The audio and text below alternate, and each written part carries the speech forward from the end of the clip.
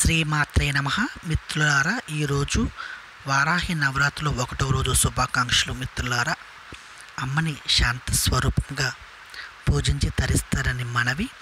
ఎందుకంటే అమ్మవారు ఉగ్రదేవత స్వరూపం కాబట్టి విగ్రహాలు, షోడశోపచార పూజ, కలశాలు పెట్టేలాగుంటే కంపల్సరిగా బ్రాహ్మణుని పెట్టి పూజించుకోండి. ఎందుకంటే మనకి మంత్రాలు వచ్చు కదా అని షోడశోపచార పూజ చేస్తే ఆ యొక్క మంత్రాలు సరిగ్గా పలకపోతే వ్యతిరేక ఫలితాలు వస్తాయి.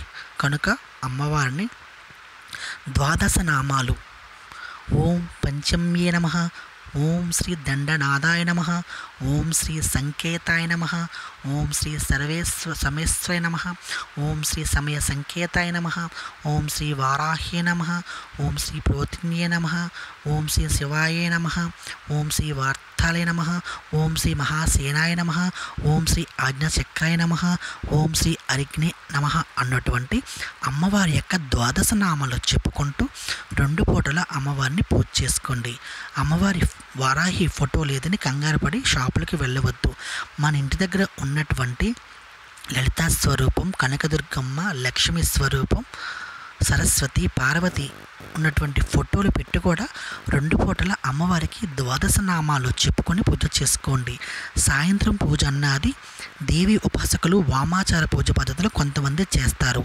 అవి మనకు సామాన్య గృహస్థులు ఆ పూజ చేయరాదు.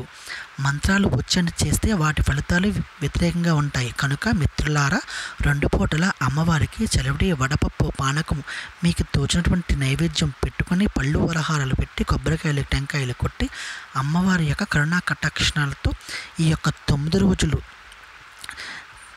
చెడ్డ పనులు చేయకుండా, మద్యం మాంసాలు ముట్టుకోకుండా, మైలు శుచి పాటించి 2 పూట్ల ద్వాదశ నామాలతో అమ్మవారిని పూజ చేసి తరిస్తారని నమ్ముచున్నాను మిత్రులారా. ఎందుకంటే అమ్మ శాంతస్వరూపం, శ్రీ లలితలో నుంచి పుట్టిన సైన్యాధిపతి వారాహి మాత. కనుక లలితాదేవికి పూజించిన ఆ వారాహి తల్లిని పూజించినట్టే.